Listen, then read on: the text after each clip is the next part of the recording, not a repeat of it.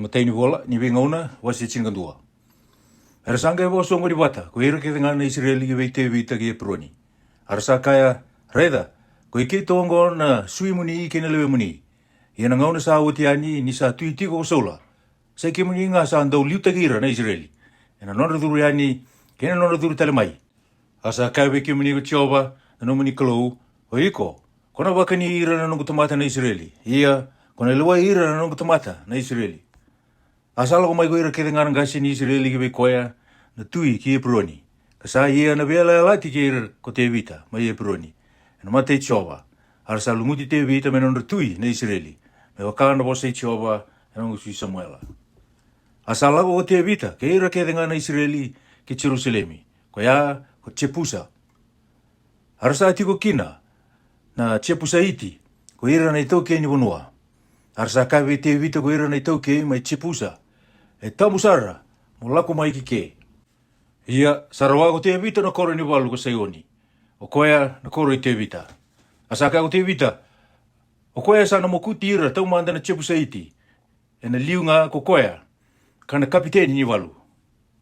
Asa tambe tau manda ko choapi na lube seruaya. Kasa lesikina me turanga ni walu. Asa tiko nga ko te vita na koro ni walu. Arasa waka toka kina me koro i te vita. Asa taratale ko koya na koro na vea sana. Sa waka tibu mai milo. Ka waka bolita. Ia na sana ka wo na koro sa waka minakataka ko choapi. Asa tumbu tiko nga mele udaka mai ko te vita. Kanisa tiko watakaya ko tioba ni leo wonga. Ia koi rongo sa liuwe ira na tamatanganga i te vita. Ra toki take koya na nona mate ni tu. Ke ira kere na Israeli. Me mbuli koya me tui. Me waka na wose tioba na wuku Israeli. Na wose tioba na wuku Israeli. Iongo na kenre wili na tangani nganga i te vita. Ko chaso piami na luwe akimoni sa liuwe ira na kapiteni ni walu. Sa laveta na nona moto we ira na tamata le tolu na rau. Asa wakamate ira kede e na duanga na singa. Asa tarawikoe ko Eliesa na luwe toto. Na luwe ewa. E nduwe ira tau na le tolu e tau nganga sara.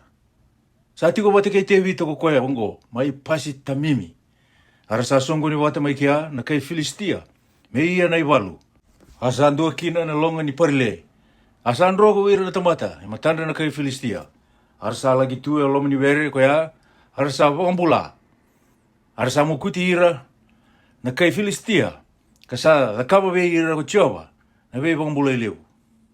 Asa lako sombo e leo tolu. We ira na leo tolu sanga wulu na turanga ni walu ki we te vita. Kina ulu batu. Kina ngar batu mai etu lama. Asa tiko na naramate walu na kei Filistia. Mai na mbuda o refeimi. Asa tiko ko te vita. E na koro ni nronro e na wei singa ko ya.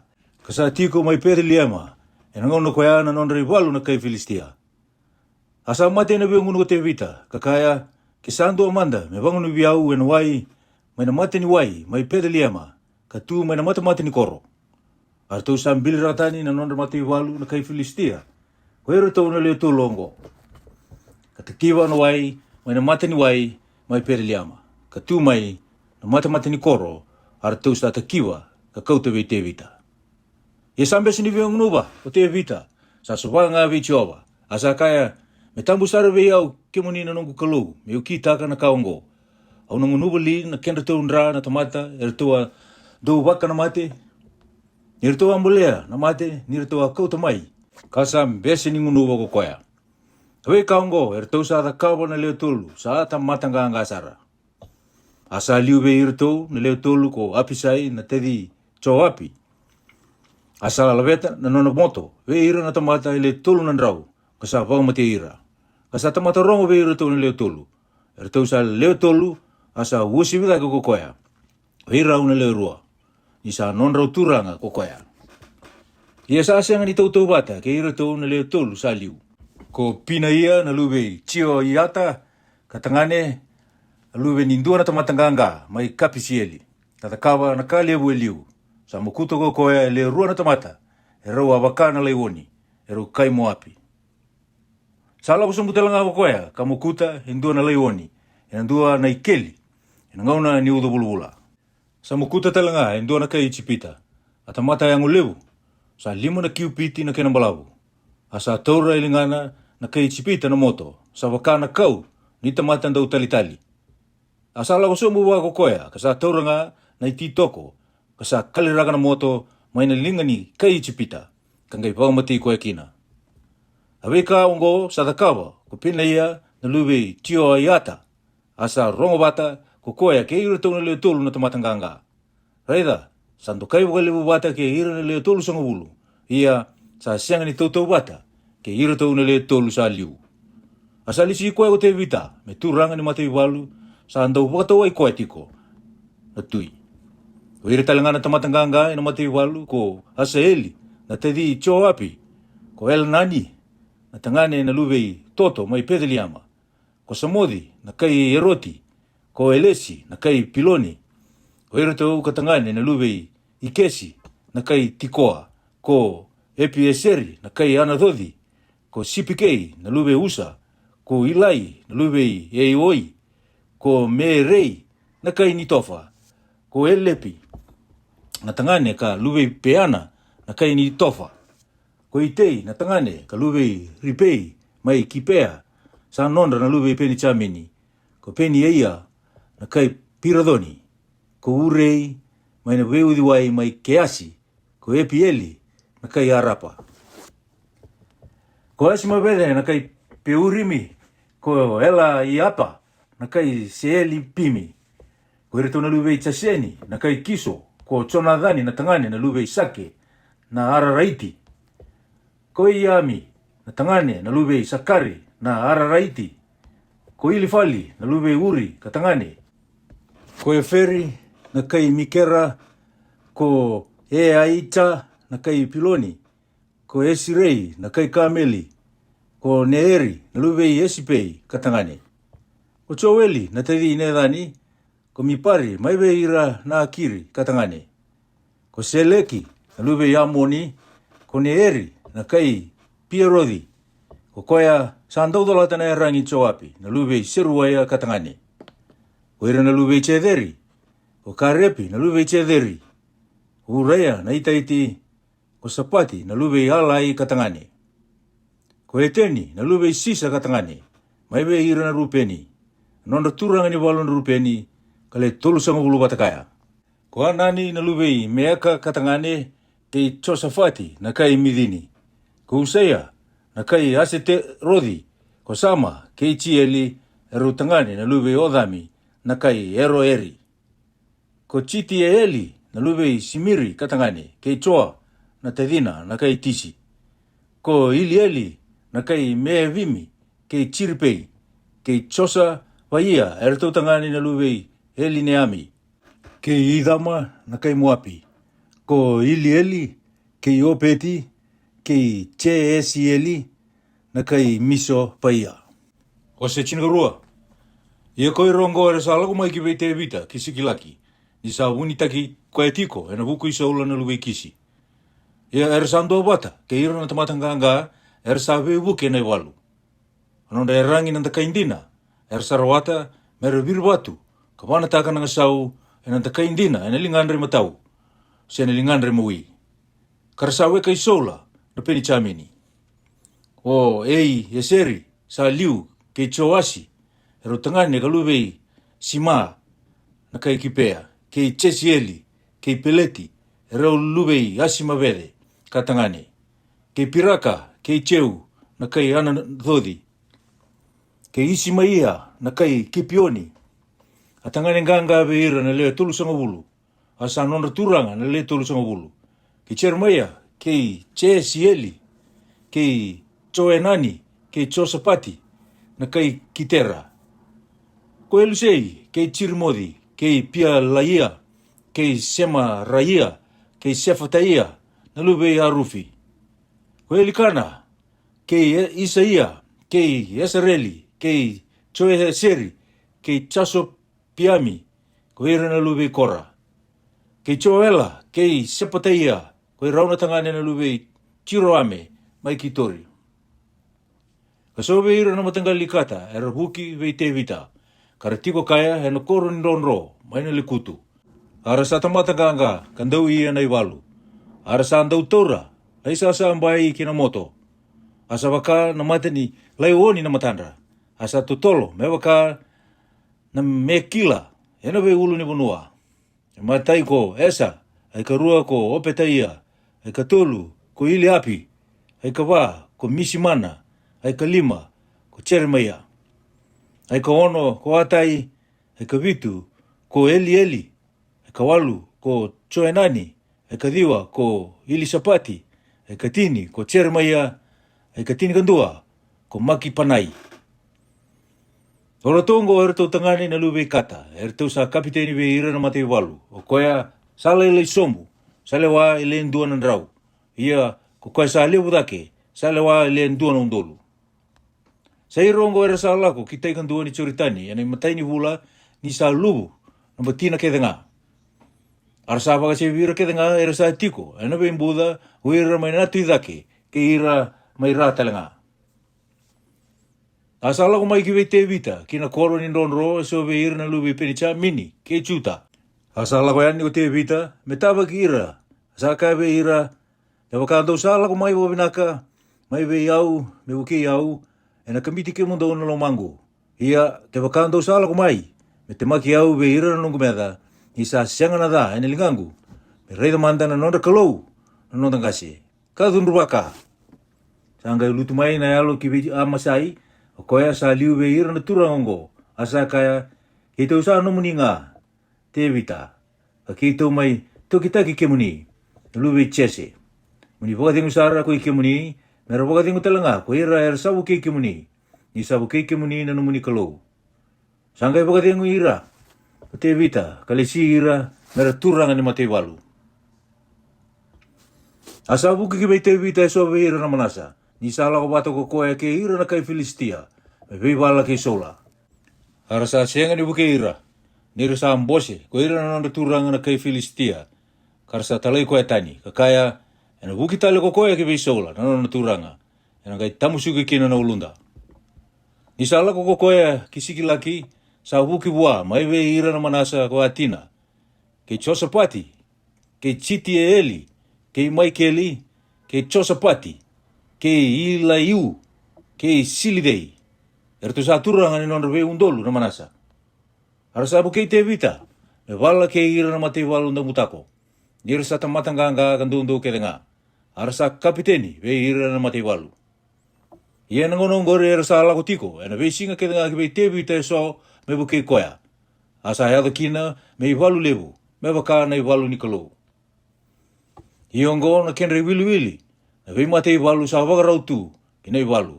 Era sa lagu mai ki vei te vita ki e pironi, me bu kida vei koea na matini tui saula, me wakana wasa i tioba. Sa leo ono na undolu, ka walu nandrau vei ira na matangali ciuta, sa andau nonre rangi na isasa mbai, ke na moto karsa wakarau tu ki nei walu.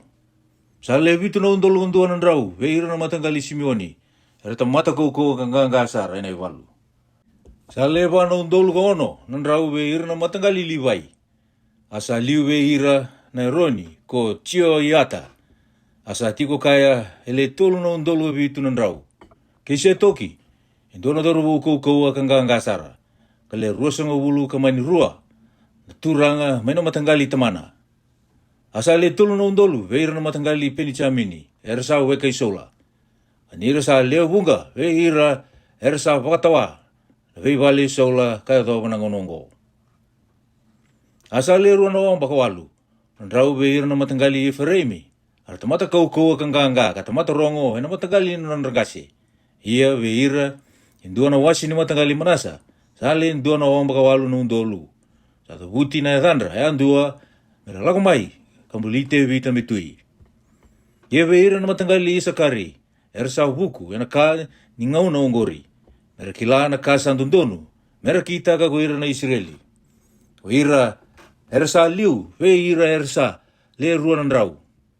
Ia sa wakarorongo tiko ki ve ira, ko ira pagayandua ngano e kanra. Sa le limo na omba ve ira na matangali Sepuloni, ersa lako rawa kinai walu. Ketuba ira rawa kinai walu, ena erangi kirengani walu, eran tau lako pagaya tuni, karsa sianga ni loma rua. Asa lendo na undolu na turanga ni walu, ve ira na matangali na fitalai. asa andua wata, ke ira ele tolu sanga bulu ka vitu na undolu. Sa waka isa sambai ka wakamoto. Ia ve ira na matangalitani, era sa tuwa rawa, na walu sa le rosanga bulu ka walu na undolu ka wono na rau. Ia ve ira na matangali aseri, sa le vano omba era sa yanga, melako ki na walu, ka tuwa rawa na walu. Ia mai tai kandoni choritani, mai ve ira na rupeni ke ira na kata. Kamay nang duwa na wasi ni matanggali manasa. Sa lea wamba wakatini ka rua. Arsa taura na rangi kede e anga e na iwalu. O ira kede na tamate iwalu ongo, era lago rawa. Nira sa e atu ni tu. Era sa lago mai na lomandina ki epironi. Membuli te vita menondra tui kede na Israeli. Ia ko ira kede tali na Israeli, era sa e alobata. Merambuli te vita me tui. Arsa tiku bata kei te vita mai ke akambungi tolu. Arsa kana ka ngunu, ni sa wakarataka na kenra koira na wekandra. Ia koira talanga era sa tiko boleka, koira na esakari, ke ira na sepuloni, ke ira na nafitalai. Era sa kauka kana mai ni sa wakapondoka kina asa, kina kameli, kina miule, kina pulumakau, na kenra mandarin roka, na imbuli lolo, kina isoso boni waini, kina waini, kina waiwai, kina pulumakau, kina sipi, indua na kali usara, nisa marau koira na Israeli. Wasi chinga tolu. Asambo sa bata ko te vita ke ira sa turanga ni aya undolu ke ina aya anrau. Ke ira ke de era sa andau liu. Asa kaya ko te vita ve ira na nonre songo tau dogo na Israeli. Ke waka sabi na kaki veike muni ka sa huna ko chiawa na nonda kalou. Menta wakatandu mata ve ira na wekanda. Ena ve sa na kede nga ko ira sa vo. Ena vonua kede na Israeli. Ve ira talenga na bete ke ira na liwai era sa tiko. Ena vei koro sa wakawanua vei do kabolita. Mera songo ni ira bata mai ki vei kenda. Ia menda kauta tale mai ki vei kenda. Na kato ni vei ala tini nonda kalou. Ninda sa sianga ni taronga kina. Ena ngau na isola. Arasa kaya ko ira na isongo tau doko. Nira sa kitaka waka kina. Ni sandun donu na kaongo. Vei ira keda ngana tamata. Asa wakasongo ni ira keda bata. Na Israeli o te vita. Mai siori. Mai ichipita. Kaya do kina iduru ke amadi. Mera kauta mai na katu ni kalou. Mai kiriadi chiarimi. Asa lako dago te vita. Ke ira keda ngana Israeli ki peala. Iyo ki kiriadi chiarimi. Mai chuta. Me kauta daga mai kina. Na katu ni kalou ko chiova. O koea sa tiko. Na kenro malioa ko chirupi. O koea sa dabu kina na edana. Arsa wakapondoka. Na katu ni kalou ki nandua ng gingi aya abou. May nawalei epi na tapi. Arau sa tumbera ng gingi ni aya ko usa kei iyo. Asa ang giring-giring wangu mutu o te vita ke ira kede na Israeli. Ena mate ni kalou. Ena api, kena soliteri, kena timereli, kena simbali, kena dawi ko kamea kena sere. Ia ni rasaya do kinarara ni mbutura kisila kane kitoni. Sandondo kayani nalingana ko usa metaura na kato. Ni sa tarambe na pulmakau. Asa tumbo mai no dundu choba be usa. Asa ba mati koya. Ni sa tarana kato nalingana. Asa mate mai kia na mate ni kalou. Asa rarao na lo mai te vita. Ni sa ba mati usa ko choba. Asa ba dana na sana koya ko peresi usa. Kadoba na singongo. Asa rere baka na kalou ko te vita na singa koya. Asa kaya au na kauta mai vei au bagai vei na kato ni kalou. Asa senga kina ni kauta ki vei koea na kato o te vita. Kina koro i te vita. Ia sa kauta baga tiki tani nga. Kina vale i o peti i tomi na kai kara.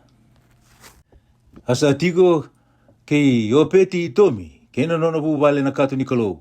Ka hula tolu ena nona vale. Kasaba kalou ngata teki ira. Ena vale i o peti i tomi ko chiova. Kena nona ka kede nga. Wase chiniga ba? Sangai wakatandu mata ko ai rami na tui taia, ki vei te vita. Kawa kauta e sona kau sitari, ka sona matai ni watu, ka sona matai ni kau, mera tara indua nona vale. Asa kunia ko te vita, ni sa wakatandu deita ki koe ko chiova, me nona tui na Israeli. Ni sa wakale utaka na nona mata ni tu, e no kukundra na nona tamata na Israeli. Asa po wati ke ira e sotale na eleo te vita ma Jerusalemi. Kasaba ko tumburo te vita so tale na lubena tangani. kena luvena elewa. Iongona dhanda na luvena ersa sudu mai Jerusalemi. Ko Samua, kei Sopapi, ko Nedhani, kei Solomoni.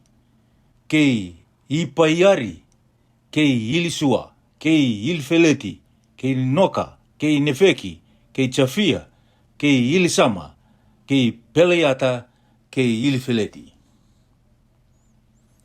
Ia ni rasarongoda ko ira na kai Filistia ni sa lumuti ko te vita menona tui ke ngana Israeli. Era sa lago dake na kai Filistia kede, mera sangai te vita. Asarongoda ko te vita, asa duriani me pala ke ira. Ara sa lago mai ko ira na kai Filistia, kasama ya tuni ira, enom boda ko Refaimi. Asa taronga na kalau ko te vita ka kaya, me lago yani ka pala ke ira na kai Filistia, se me ukakua. Ia ko nina suli ira, mai kina lingangu sesengai. Asa kai bua ko tioba, molako yani, ia kauna suli ira kina lingamu. Arsa lako yani ki peali pirasimi. Asa mokuti ira mai kia ko te vita. Sangkai kai ko te vita, sa ngumatua ve ira na nongu meda, ene lingangu na kalau. Me waka na kaukaua, ni ve wai. Karsa pakadana na wanua ko ya, ko peali pirasimi. Arsa ambiu tatani na nonda kalau, ena sana ko ya. Kasaba ka rota ko te vita, arsaba ka mai enong buka wanga. Arsa mai tiko bagai walutale, ko ira na kai Filistia enong buda. Asa taronga tali kino buana kalau ko te vita, asa ka bua ko koe na kalau. Muka ni lako, mumuri ira, mongole tani be ira, kasikiti ira, indau saan donu ena be kaungori. Ia ena waka ngaongo, niko sarongoda induana rorongo, nilako lako ena tu waka, ni be kaungori. Mukai lako yani mundo wala. Nisa liuta ki ko yani ko koe na kalau. Me makutira na nonra mate walu na kai Filistia. Asa kita ko te vita me wakana wosa ni kalau ki be koea. Arasa mukuta na nonra mate walu na kai Filistia. Mai kipi oni kayado ki keseri. Asa kuruwa ki ani na rongo ki te vita ki na bebunua ke tanga. Asa wakabuna ko chioba na nonra rerwa ki te vita. Ko hira na vei matini tu ke tanga. Wasi chin kalima. Asa tarai so na nona vali o te vita e nona koro. Kasa wakaru taka, indona tikina, me kena i tutu ni kato, ni kalau. Kambirika kina, kena vali lada, sangai ka o te vita, sa senga ni dondonu, me to lata na kato ni kalau ko ira na tani, ko ira nga na liwai, ni sa dingi taki ira ko tioba, me to lata na kato ni kalau. Kamera ngarabi koe, tiko nga katao mundu. Asa pa kasongo ni ira kete nga na Israeli ki Jerusalemi ko te vita, mera kauta mai na katu i Jehova, kina kena tikina, sa waro taka ko koea. Kasaba kasongo ni rabata na lube i Roni, ke ira na liwai ko te vita, ve ira na lube i Koada, katangane, ko Urieli, ka liu, ke ira na kana ersa lenduan rau, ka rua sanga wulu. Ve ira na lube i Mirari, katangane, ko Asaia ka liu, ke ira na kana ersa le ruan rau, ka rua sanga wulu. Ve ira na lube i Kerisomi, katangane ko Joeli ka liu ke ira na wakana ersa lenduan rau ka tulu sanga bulu. Meron na lube Elisafani katangane ko Semaia ka liu ke ira na wakana ersa le ruan rau. Meron na lube Epironi katangane ko Eli ka liu ke ira na wakana ersa le walu sanga bulu. Meron na lube Usieli katangane ko Aminatapi ka liu ke ira na wakana ersa lenduan rau kamani kini karua. Asa kadhibi rau na bete o se toki ke e payada ko te vita, ke ira na liwai ko Urieli, ko Asaia, ke Joeli, ko Semaia, ke Ilieli, ke Aminatapi. Kakai vira tou, o ike mundou na nona gasi turanga na liwai. Do wakasabasabate ki ke mundou, ko ike mundou ke ira talanga na weka mundou. Mundou kauta mai na kato, i Jehova na nona kalau na Israeli, kina tikina kausa waro taka. Ia nindau asenga ni kita ka liu, sa wakatata ni kenda, kina ko Jehova na nona kalau, hinda asenga ni wakasangare koea, me wakana kini wala santundonu. Arsa wakasabasabate ki ira ira na bete ke ira na liwai mera kauta mai na katu i Jehova na nona kalau na Israeli. Arsa dolata na katu ni kalau, ko ira na liwai na kena i hua. Me wakasa ka ko Mosese, ka wakana wasa i Jehova. Asa ka ko te vita ki ve ira sa liu ve ira na liwai, mera le si ira na wakandra merendau ni sere, kena kando mo binaka na api, kena soliteri, kena simbali, ka tambalaka na domondra ena marau. Ia ko ira na liwai, era sa lesi imami, na lube i choweli katangane, ke ira eso na wekana, ko esafa katangane na lube i perekaia, ka sobe ira na wekanda na lube i mirari era tangane, ko idani katangane na lube i kusaia. Asati ko wate ke ira, e so na wekanda sa wosi bisombu. Ko sakaraya, ko peni ke che sieli, ke simira modi, ke tieli, ke uni, ko ele api, ke pina ia, ke meesea, ke matida ia, ke eli feleu, ke miki nia ia, ke opeti itomi, ke tieli, era sa kene watawa, i katumba. Ia ko ira tau nandau ni sere, ko imani, ko esafa, ke iadani, me sausau, me rongolevu, na simbali parasa. Ke sakaraya, ke asieli, ke simramodi, ke tieli, ke uni, ke ileapi, ke meesea, ke pinaia, ena soliteri waka, andomo ni elewa. Ia ko miti da ia, ke eli fileu, ke mikina ia, ke opeti itomi, ke tieli, ke asasa ia, ena api wakandomo ilevu meliu. Asandomo ni sere ko kina ia, kukoya sa liu be ira na liwai. Esandau wakatau lida na sere, ni sa buku kukoya. Kasai wakatau ni katumba ni kato, ko pereka ia, kei elikana. Ia ko sipa na ia, kei Jehoshaphat, kei ni Danieli, kei Amasai, kei Sakaraya, kei Pina ia, kei Eliasa. Ko ira tau nambete ira tau sa hubu bui, e na mati ni koro ni kalou. Kasai wakatawa ni katumba, ni kato opeti tomi, kei tia ia. Asala ko te vita, ke ira na nagasi na Israeli, ke ira na turanga ni yaya undolu, mer kauta taga mai yana marau, katu ni bela lati choba, mai na vali opeti tomi. Ye ni sabu ke ira na liwai na kalou, e na nandolata na kato, ni bela lati choba.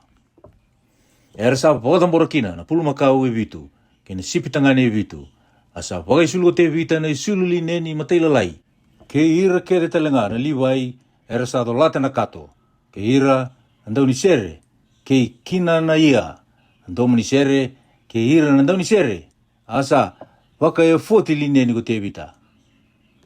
Arasa kau tamai na kato ni bela lati choba, ko ira kede na Israeli, e na kai kaila, ke hina ndomu ni koneti, ke hina ndobui. Ke na simbali, ke na soliteri, ke na api. Ia ni sayado na kato ni bela lati choba, ke na koro te vita, sa wakarai tiko mai, na katumba e dake, kumai kali, na lube soula kaya lewa. Asa kunei te vita, ni sa meke ka ngiri tiko. Asa mbedi koya, ena elona, emeni.